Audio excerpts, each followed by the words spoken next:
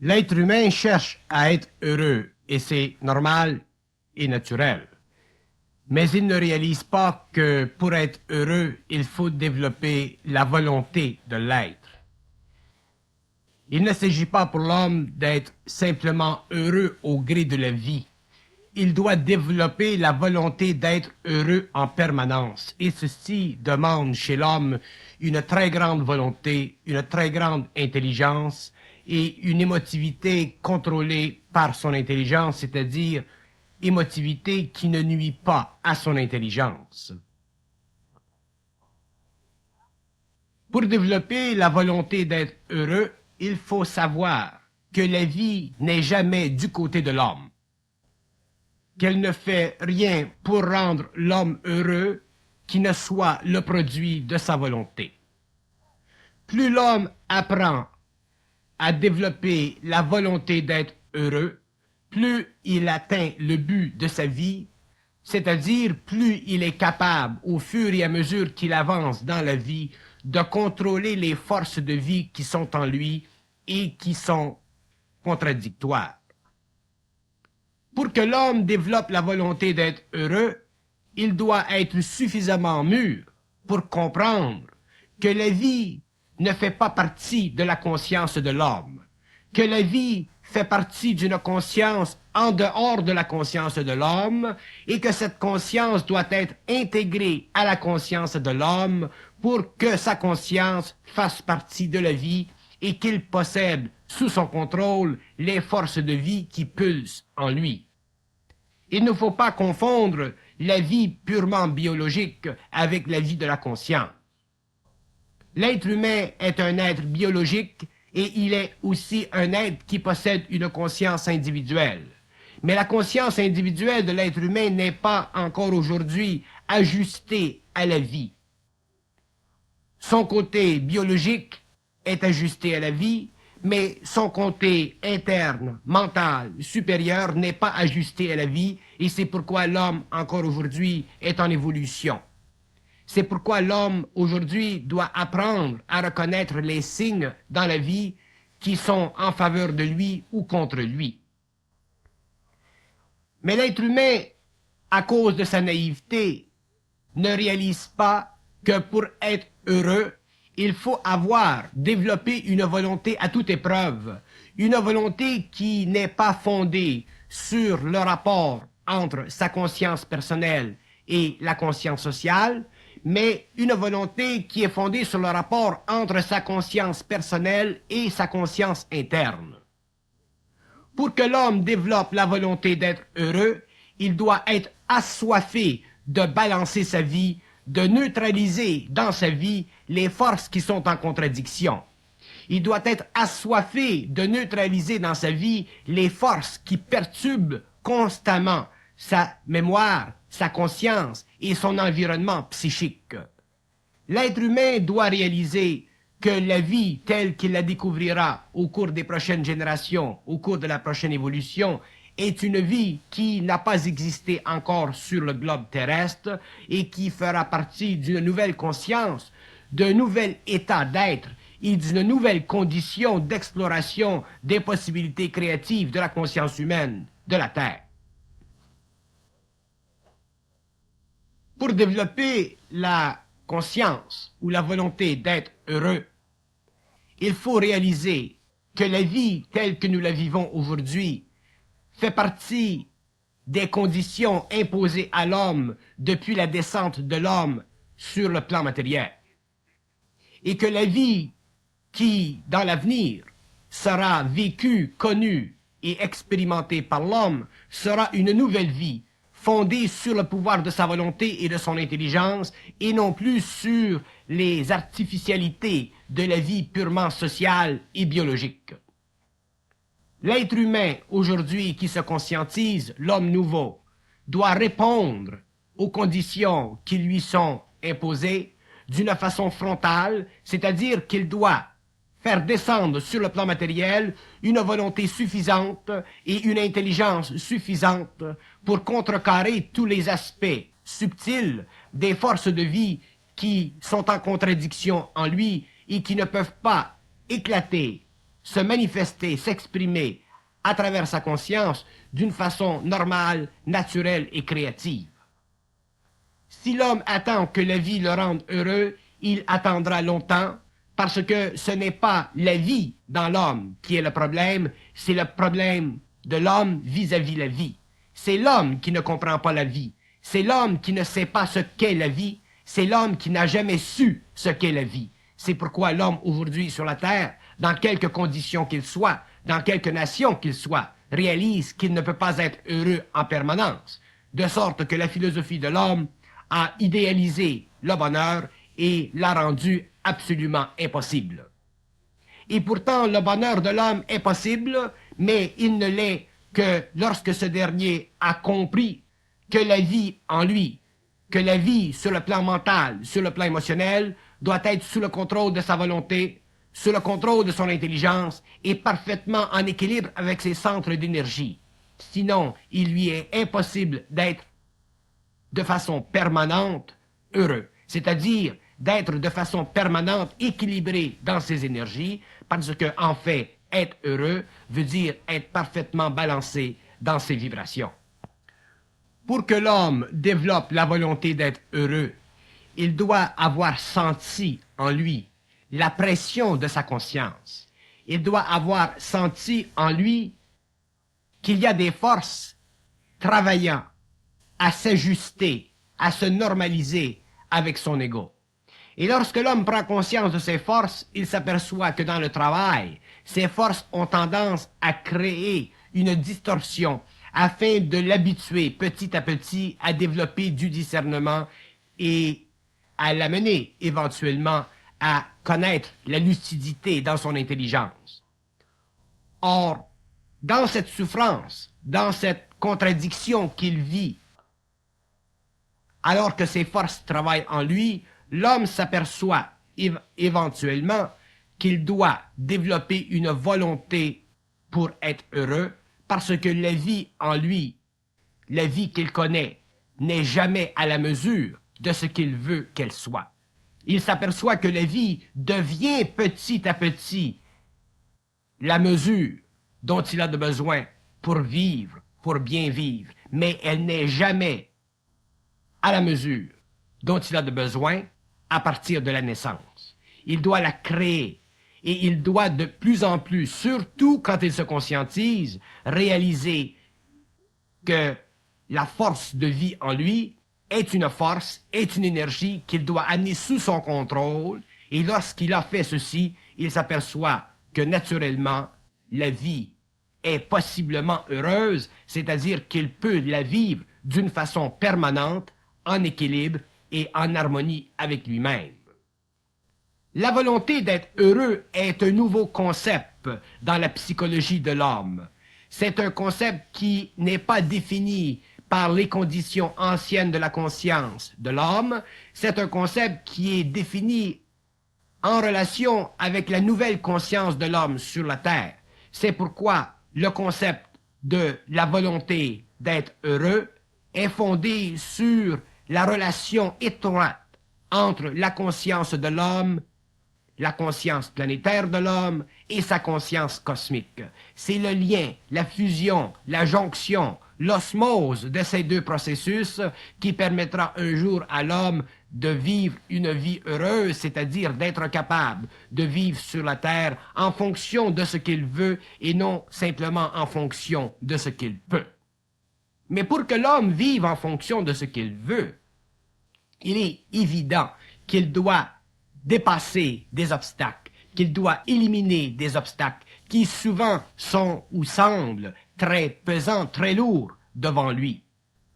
Mais il n'y a rien dans la vie de l'homme, absolument rien qui ne soit pas dépassable. Il n'y a absolument rien que l'homme ne peut pas dépasser s'il a la volonté ferme de transiger directement avec les forces de vie en lui qui contradit son évolution et qui semble constamment mettre sur son chemin des obstacles ou des barrages afin de l'amener à développer une plus grande force, une plus grande lucidité et une plus grande volonté.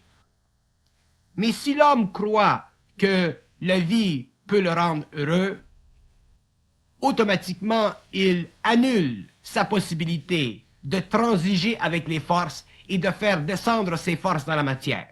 Si l'homme croit que la vie peut le rendre heureux et qu'il peut se suffire de ce qu'elle lui donne, à ce moment-là, il est obligé de vivre une vie en fonction des programmations, de la construction des plans de vie qui est exécuté à partir de l'invisible, et lui, il n'a aucun dire, il n'a aucune capacité intégrale de s'affirmer contre ces plans qui sont constitués en fonction d'une mémoire, en fonction de certaines caractéristiques, mais qui ne fait pas partie de son grand vouloir, de sa grande volonté et de sa grande destinée.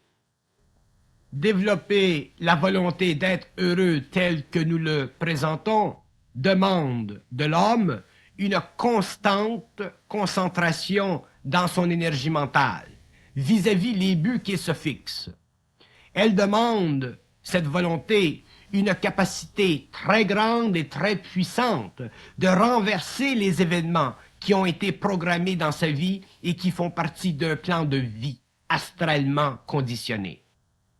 Le développement de la volonté d'être heureux n'est pas simplement une condition fortuite de la conscience humaine, mais c'est aussi l'expression caractérielle de sa conscience planétaire, utilisant l'énergie cosmique en lui et manifestant dans le monde le pouvoir de son ego créatif et conscientisé. Ce n'est pas simplement l'expression d'un ego humain, c'est l'expression de l'esprit de l'homme à travers son ego pour la manifestation sur le plan matériel d'une énergie créative qui convient à son ego et à son esprit. L'homme doit être capable de vivre sa vie sur le plan matériel en fonction de ses capacités et en fonction de son désir créatif, c'est-à-dire de sa volonté de dépasser les conditions subjectives et planétaires de son plan d'évolution, de son plan d'incarnation. La volonté d'être heureux est une condition supramentale de la vie consciente de l'homme nouveau. C'est une condition dite supramentale parce que elle permet à l'homme de réaliser qu'en dessous de sa conscience mentale supérieure, il n'y a aucune force qui puisse être utilisée contre lui afin de le faire vivre, de lui faire vivre une vie qui n'est pas à la hauteur du pouvoir de sa conscience supramentale. Donc, la volonté d'être heureux est conjointement liée avec la conscience supramentale. Elle est l'aspect, la couleur de la conscience supramentale, et l'homme qui deviendra avec le temps conscient supramentalement parlant sera obligé éventuellement de réaliser ceci, c'est-à-dire qu'il sera obligé de comprendre que la vie ne peut pas lui faire de faveur, que lui est obligé d'arracher à la vie toutes les forces, toutes les énergies qu'il peut afin de se donner sur le plan matériel, une vie qui est à la fois la sienne et à la fois celle de son ego. Je dis à la fois la sienne parce que cette vie doit être créée par lui. Elle ne peut pas être le produit d'une programmation astrale fondée sur une mémoire antique.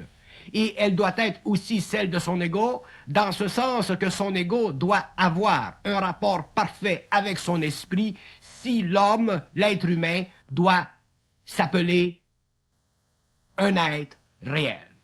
Sinon, l'homme n'est pas réel. Il vit une vie ombragée. Il vit dans l'ombre de certaines conditions programmées, imposées, en dehors de sa capacité de transformer ces conditions. Et un tel homme ne peut pas naturellement être heureux sur la terre. Il peut naturellement avoir des hauts, il peut avoir des états, il peut vivre des conditions qui sont heureuses, mais il s'apercevra que demain, ces conditions lui seront enlevées, que la semaine prochaine, que le mois prochain, il vivra la maladie, que dans un autre temps, il vivra une autre condition qui lui enlèvera le bonheur. Et l'homme doit en arriver un jour à être heureux d'une façon tellement réelle qu'il n'y a aucune force sur le plan matériel qui puisse lui enlever ce bonheur réel, c'est-à-dire cette condition d'harmonie parfaite entre son mental, son émotion, son vital et son physique.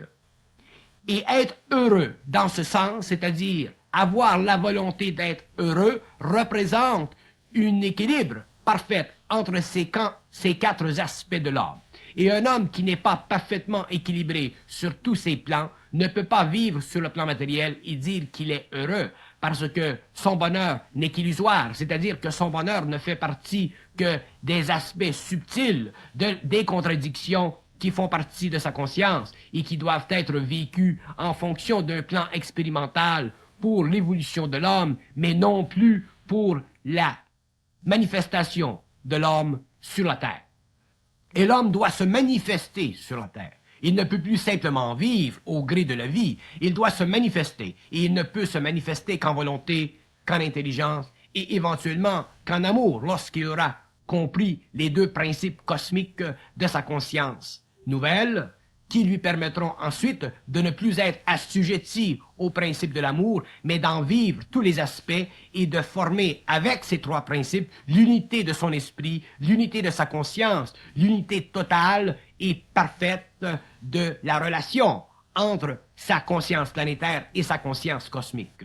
Tant que l'homme n'aura pas réalisé ceci, tant qu'il n'aura pas la volonté d'être heureux, tant qu'il n'aura pas la capacité de transformer sa vie à un tel point où chaque obstacle pourra être vu, mesuré et pris en considération, l'homme ne pourra pas vivre sur la terre et connaître cette harmonie parfaite qui fait partie de la conscience de l'homme nouveau.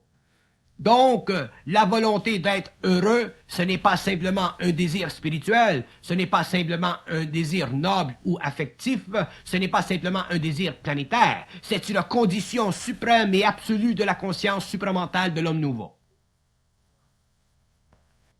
Donc, les obstacles que crée son esprit pour l'évolution de son ego sont des obstacles qui doivent être vus, compris, mesurés, saisis. Et l'homme ne peut pas se permettre de ne pas voir les obstacles créés par son esprit.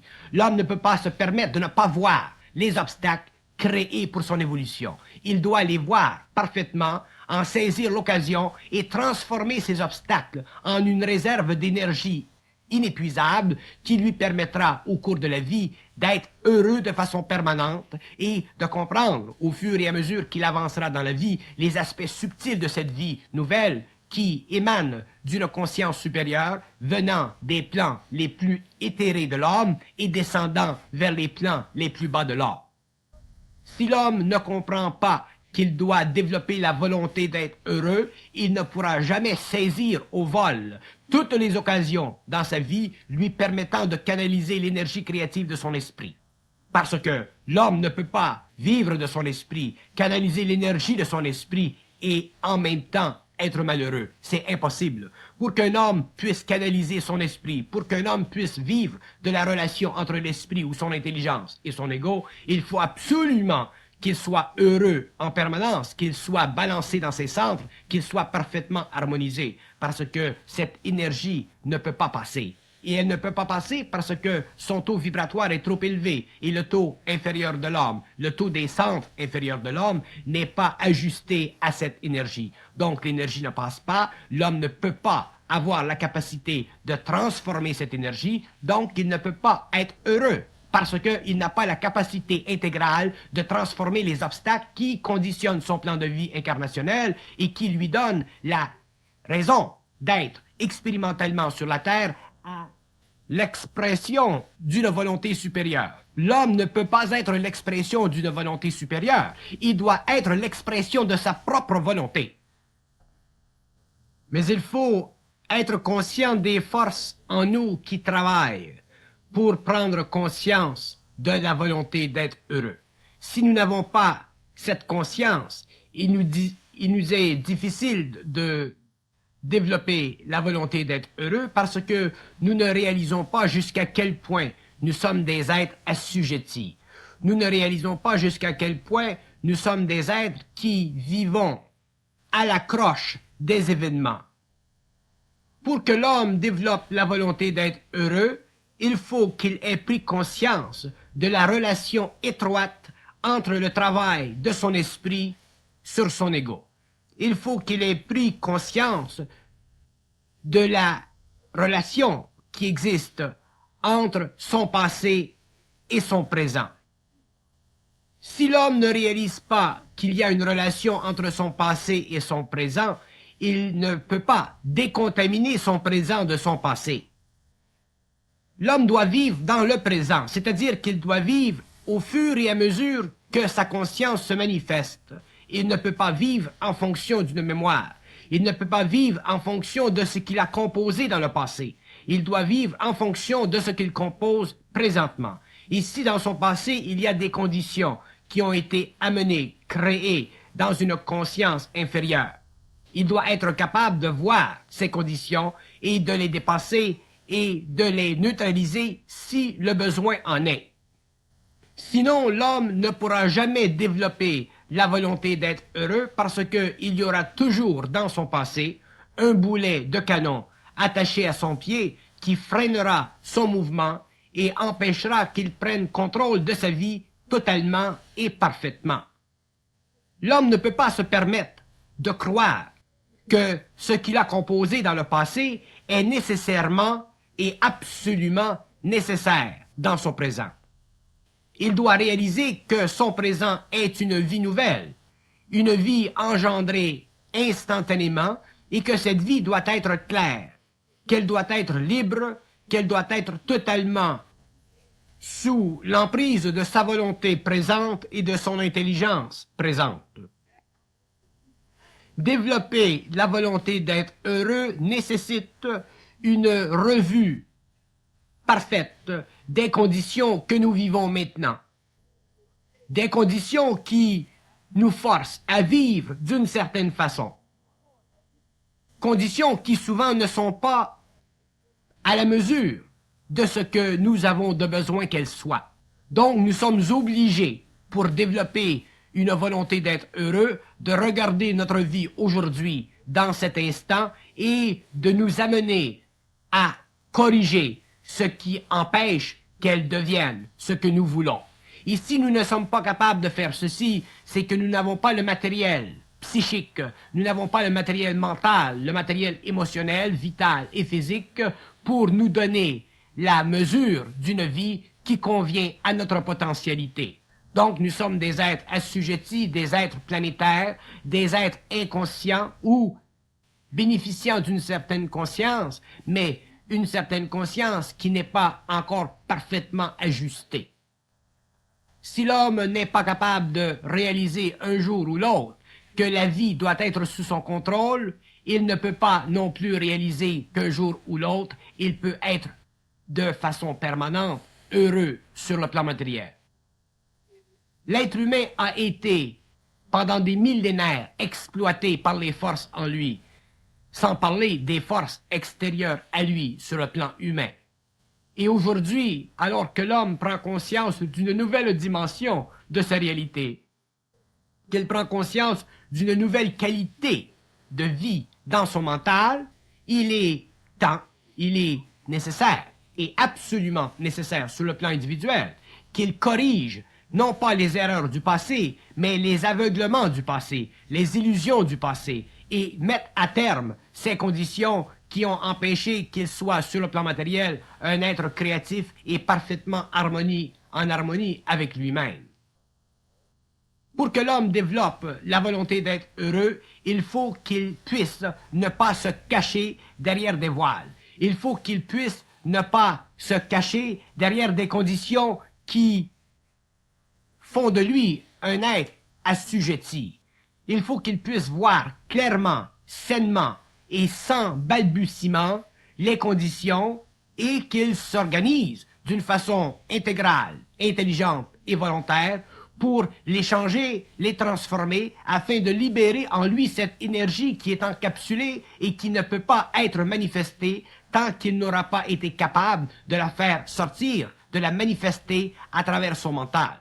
Il est évident que ce n'est pas la vie qui rendra l'homme heureux, c'est l'homme lui-même qui se rendra heureux.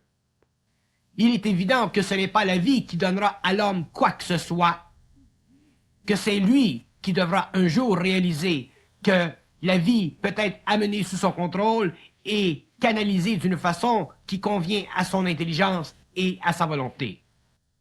Mais l'homme est un être qui a été tellement appauvri sur le plan mental, tellement appauvri sur le plan de la volonté, de l'intelligence, à cause des formes et à cause des illusions de toutes sortes qui font partie de son passé, qui font partie de sa culture, qui font partie de la conscience individuelle, qu'il n'est pas capable aujourd'hui de passer d'un état de conscience à un autre sans réaliser graduellement que tout son passé était à la merci des forces en lui. Il faut que l'homme prenne conscience qu'il y a en lui des forces, qu'il y a en lui de l'esprit, qu'il y a en lui aussi de l'astralité, c'est-à-dire de l'énergie de basse vibration qui voile son intelligence, qui voile son ego, qui voile sa volonté. Et l'homme doit réaliser ceci d'une façon tellement profonde, tellement réelle, tellement près de lui-même, qu'il lui devient absolument impossible alors de ne pas voir, de ne pas comprendre, de ne pas réaliser que pour être heureux sur la terre, il faut avoir la volonté de l'être et l'avoir, cette volonté, à tout prix. Et lorsque nous disons à tout prix, nous disons à tout prix. Il est évident qu'il faut bien comprendre ces paroles. Il ne s'agit pas pour l'homme d'écraser les hommes autour de lui pour que lui devienne heureux. D'ailleurs, vous ne pourrez jamais être heureux si vous écrasez les gens autour de vous.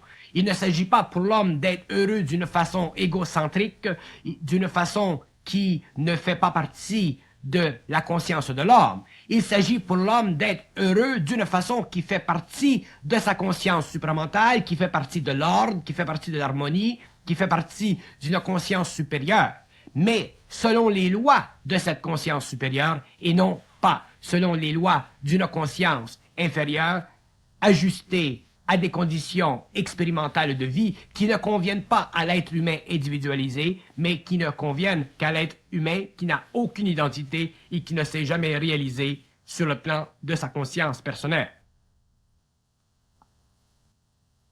La souffrance qui naît de la conscientisation de l'homme est justement le matériel qui l'amène, la force qui le projette éventuellement dans une nouvelle vie, dans une nouvelle condition de vie.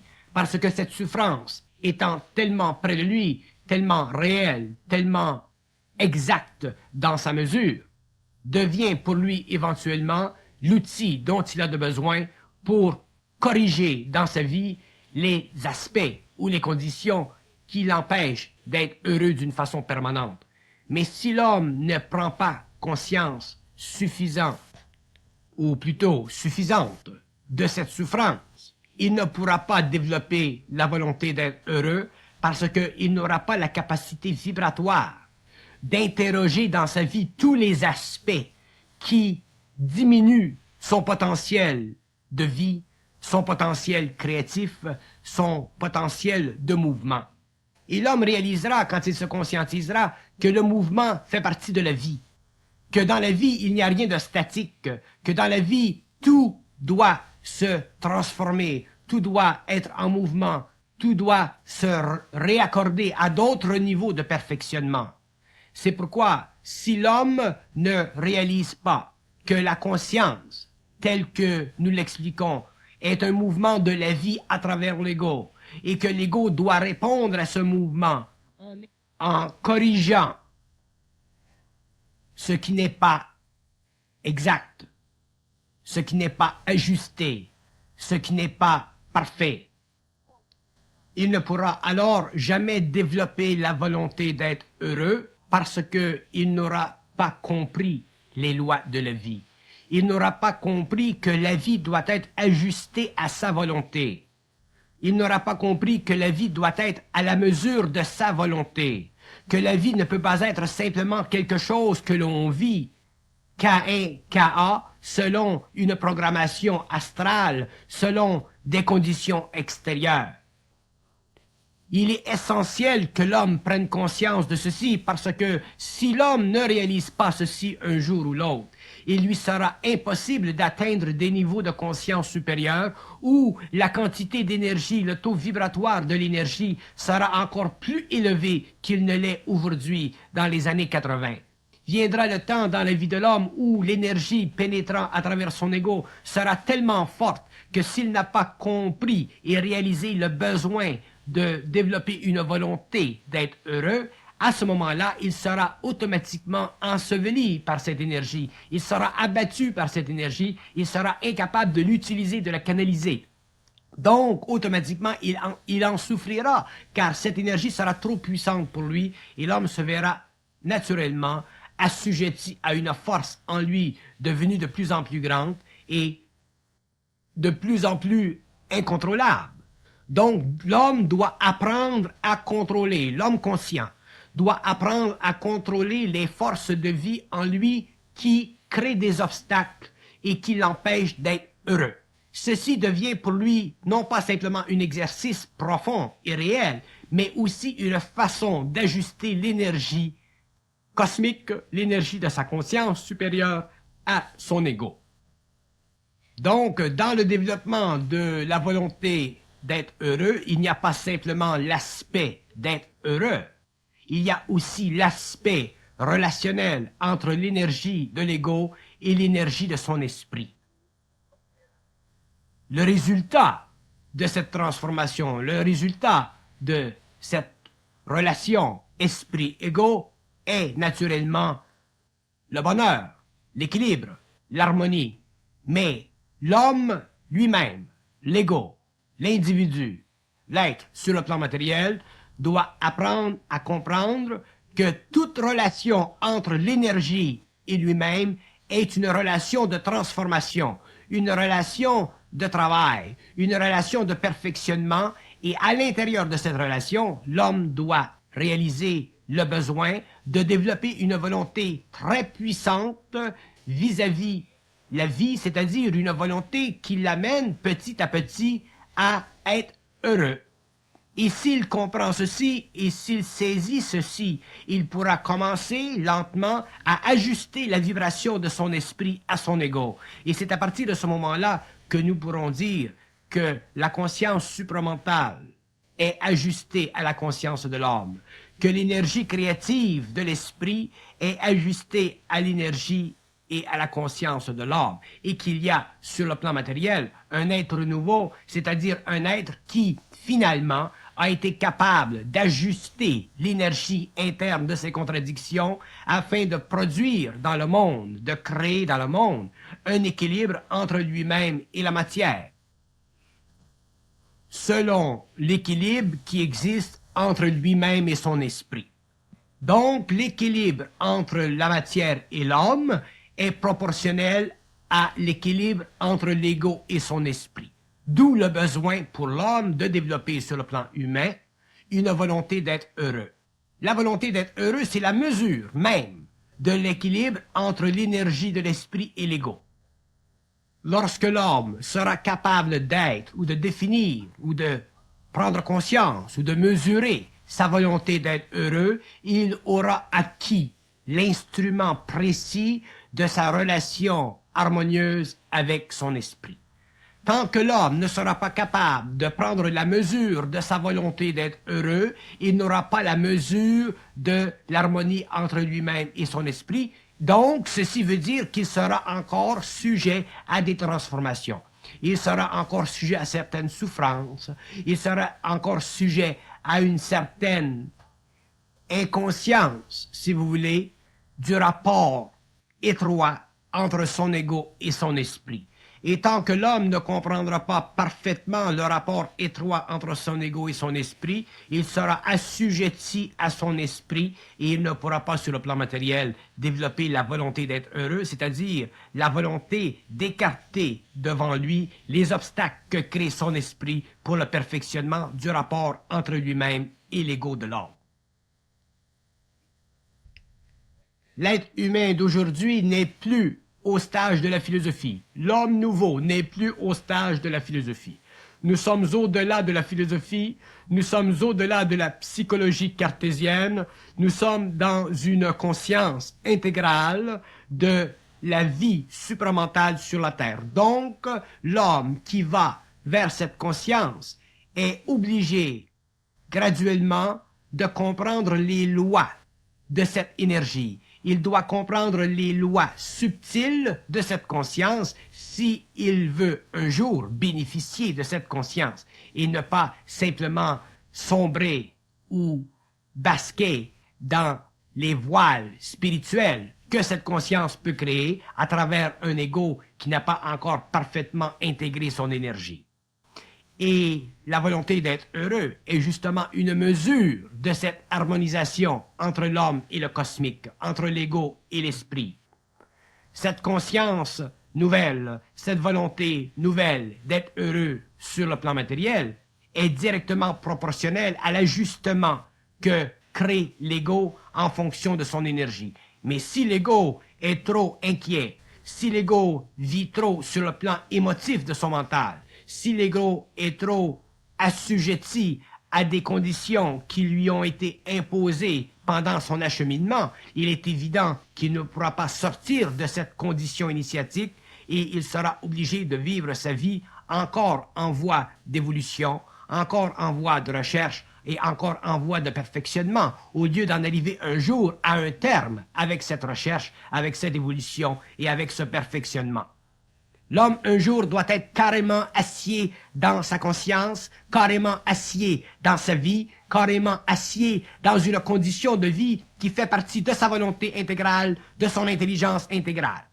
S'il n'est pas carrément acier sur le siège de son expérience consciente, sur le siège de sa conscience parfaitement équilibré, il ne peut pas être un être à part entière. Il est un être à part subtilement spirit et à part grotesquement égoïque. Et l'homme doit être un être à part entière. Ceci veut dire que un jour, il doit y avoir dans l'homme un équilibre tellement profond entre son ego et son esprit que l'ego n'a même plus besoin de s'occuper de son esprit. Lorsque l'ego de l'homme n'aura plus besoin de s'occuper de son esprit, c'est qu'il y aura une harmonie parfaite entre l'ego et l'esprit. Mais tant que l'ego a besoin de s'occuper de son esprit, tant que l'ego s'occupe trop de son esprit, tant que l'ego regarde trop l'esprit, tant que l'ego communique trop avec l'esprit, c'est qu'il n'a pas encore compris le besoin de développer la volonté d'être heureux. Il n'est même pas capable de la développer, cette volonté, parce qu'elle n'est pas encore le produit d'une conscience qui a suffisamment souffert du contraste entre l'ego et l'esprit. Une conscience qui n'a pas encore suffisamment souffert de ce qui est cosmique et planétaire. Autrement dit, l'homme n'est pas prêt à assurer dans sa vie le contrôle de sa vie et à assumer dans sa vie le pouvoir de sa conscience. Nous sommes à l'aube d'une nouvelle époque, les hommes de la Terre. Et en tant qu'individus, faisant partie de cette nouvelle époque, que nous soyons d'une nation ou d'une autre, nous devrons réaliser les mêmes lois. Parce que les lois de la conscience sont les lois de la vie et elles devront devenir demain les lois de l'homme. Et tant que l'homme ne sera pas suffisamment conscient des lois de la vie, il ne pourra pas parvenir à concrétiser sur le plan humain le rêve de l'homme, celui d'être heureux de façon permanente, c'est-à-dire celui d'être parfaitement en harmonie avec lui-même et avec son environnement. Donc, pour que l'individu qui se conscientise réalise qu'il y a devant lui une potentialité qui n'a jamais été dans le passé vécue par l'homme, il doit prendre conscience dans son présent de certaines choses. Il doit réaliser dans son présent que pour avoir une volonté d'être heureux, il faut abattre les arbres du malheur. Il faut abattre les arbres qui cachent la vision de l'homme. Il faut même couper les petites branches qui aiguisent les nerfs de l'homme conscient et sensible. Développer la volonté d'être heureux, ce n'est pas simplement un désir, c'est une nécessité de vie. C'est une condition inéluctable de la conscientisation de l'homme, de la permanence de la conscience de l'homme sur la Terre. C'est une condition qui relève du pouvoir de l'ego conscientisé vis-à-vis son esprit. C'est la réunion des deux principes dans l'homme. C'est la concrétisation sur la Terre de la présence de l'esprit à travers l'ego. Donc, développer la volonté d'être heureux assurera à l'homme la capacité de transiger avec son destin et de concrétiser dans la matière l'énergie de son intelligence. S'il parvient à faire ceci, il parviendra à tout ce qu'il veut faire dans la vie, c'est-à-dire qu'il en arrivera un jour à commettre sur le plan matériel des actes qui seront à la mesure de sa conscience créative, des actes qui seront à la mesure de sa conscience planétaire et cosmique, donc des actes qui seront à la mesure de son bonheur. Et tant que l'homme ne pourra pas faire des actes, commettre des actes qui sont à la mesure de son bonheur, il lui est absolument inutile de faire de la philosophie avec la vie, puisque la vie n'est pas philosophale ou elle n'est pas philosophique. La vie est énergie et l'homme est énergie, et la réunion d'une énergie plus subtile avec une énergie plus grotesque, plus solide, demande que l'homme, l'ego, le mortel, intègre cette énergie de plus en plus afin de pouvoir de plus en plus en bénéficier. Il est normal que plus l'homme pourra intégrer l'énergie en lui-même, plus il sera capable de s'assurer sur le plan matériel la domination des forces de l'évolution. Plus il sera capable de dominer les forces qui sont assujetties à sa conscience. Plus il sera capable de dominer les forces qui sont imprégnées dans les sous-plans de sa conscience. Donc, plus l'homme sera créatif, heureux, et plus il sera capable de s'assurer que l'évolution future de l'humanité, de la race humaine, conviendra à son désir, c'est-à-dire à sa volonté créative et à son intelligence créative. Mais si l'homme n'est pas capable, au début de sa conscientisation, au début de son évolution cosmique, de développer la volonté d'être heureux, comment voulez-vous que demain, dans les siècles qui viennent, il puisse contrôler l'évolution de l'homme, la destinée d'une planète et éventuellement entrer en contact avec d'autres intelligences qui évoluent sur des plans parallèles? Donc, il est nécessaire pour l'homme conscient de commencer chez lui, de commencer dans sa petite vie personnelle, à voir clair, à corriger les contradictions du rapport entre l'énergie et son ego. Et à partir de ce moment-là, il sera capable éventuellement de prendre des tâches plus grandes, plus lourdes et plus vastes concernant l'évolution de l'homme et l'intégration de l'homme avec sa planète. Sinon, il ne fait que rêver en philosophe et il mourra en philosophe. Le développement de la volonté d'être heureux est un nouvel aspect de la conscience de l'homme, représente un nouvel éventail parmi ses possibilités. Et l'homme ne peut pas mesurer cette nouvelle condition de vie d'après un autre homme. Il doit le mesurer d'après lui-même, il doit le vérifier par lui-même, le réaliser par lui-même. Et si aujourd'hui il le réalise un peu, demain il le réalisera encore plus, et ce qu'il aura réalisé ne pourra lui être enlevé. Et lorsque la vie sur la terre sera suffisamment sous le contrôle de l'homme et que les forces en lui ou les forces autour de lui ne pourront plus l'empêcher d'être heureux parce qu'il aura la volonté de l'être, à ce moment-là, l'homme aura conquis les premiers échelons de l'évolution cosmique vers l'immortalité.